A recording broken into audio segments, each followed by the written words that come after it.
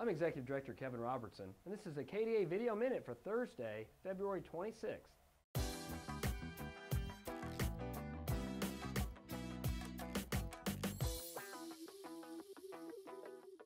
Of course, the main issue this week has been the hearings on the registered dental practitioner mid-level or non-dentist provider issue.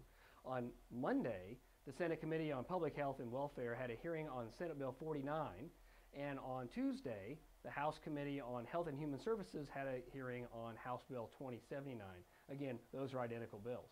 So on Monday, testifying against the bill, or of course taking the Kansas Dental Association position, in addition to myself, were Dr. Cindi Sherwood, your president, Dr. John Fales, Dr. Mike Perpich, who is a dentist from Minnesota who has worked with dental therapists up there, and then Randy Forbes, the attorney for the Kansas Dental Board, also expressed the board's position in opposition to the mid-level.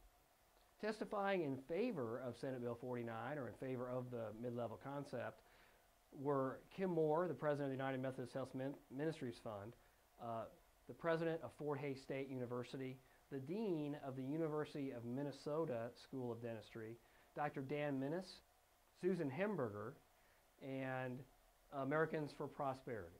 Now Tuesday we had completely different lineups, those people testifying in favor and opposed to that. So opposing the bill, or again taking the Kansas Dental Association's position, was myself, Dr. Brett Roos, Dr. Nicole Rodgers, Dr. Lucinda Rabin, and then Connie White with UMKC actually testified as neutral and talked about the difference in dental hygiene and dental education. And then Randy Forbes testified then in opposition on behalf of the Kansas Dental Board. Now, in favor of the bill were Steve Cohen with Kansas Health Foundation, the Americans for Prosperity. We had Dr. Bardot, the president of the Wichita State University. We had the dean of the Minnesota School of Dentistry again, and Dr. Dan Minnis, and then Dave Sanford with Grace Med. Again, both those hearings went very well. I think we did a nice job of discussing our points, in particular the fact that the number of dentists in our state are increasing, that the access would not be increased by using a mid-level provider, that costs would not go down, and that frankly the training is not sufficient for the laundry list of surgical procedures that are included with this particular individual who could perform these procedures under general or without a dentist being present. So everything went well. Neither the House nor the Senate committees took action on those bills, and at this point we don't expect them to.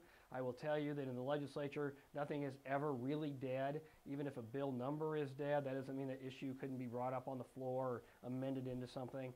I don't think that will happen this year. However, I can't, you can never say never. So thank you again for everybody that made phone calls, talked to the legislators, and certainly thank you very much to the dentists and individuals that I named who took their time out of their schedules to come up to Topeka and prepare and testify in front of those two committees.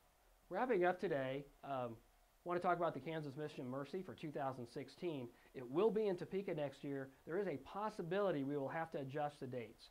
So right now we're working with the America's Dentist Care Foundation as well as the Expo Center in Topeka to look at dates and see what our alternatives might be on those dates. So just be aware of that. You might instead of having the current dates penned in ink, maybe you should just pencil them in, and then we'll get back to you with an exact date as soon as possible. Again, thank you for all your hard work, all your being aware and watching me today, and we'll be back next week with another KDA Video Minute.